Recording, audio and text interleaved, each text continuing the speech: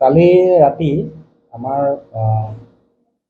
এলেকাৰ পুথুৰী অঞ্চলৰ পৰা STFৰ এটা দলে দুজন ব্যক্তি, তেখেতলোকৰ নাম বিদ্যা সিংনাৰ আৰু চামচং কাঠাৰ, তেওঁলোকক 6টা কেঁকুসাপ, এটা লাজুকী বান্দৰ আৰু 10.63 কেজি বনৰৌ চাউল, যিটো বেংগলী স্কুলৰ সৈতে কাৰায়ত্ব কৰে, আৰু কাৰায়ত্ব কৰাৰ পাছত জহৰগাঁও থানাত চমজাই দিয়ে।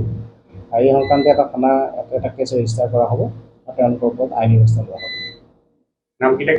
নামকেইটা হৈছে বিদ্যা সিংনাৰ আৰু সিংনাৰ হয়, চেমচং কাঠাৰ। তেওঁলোক ৰংমংগৈ এলেকাৰ।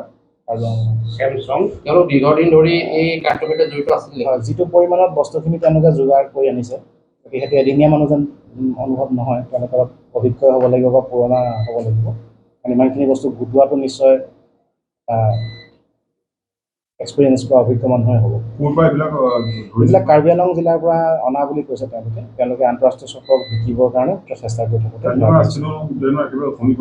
কাজিৰঙা ৰাষ্ট্ৰীয় উদ্যানৰ সমীপতে তেখেতলোকে কাৰ্বি আংলঙৰ পৰা ৰংমংগৈ এলেকাৰ পৰা এইখিনি অনা বুলি কৈছে। বনৰৌৰ বাকলিলৈ চাই কেইবাটাও বনৰৌ তেওঁলোকে নিধন কৰিছে, কিন্তু আমি ক'ব নোৱাৰিম কিমানটা হ'ব, কিন্তু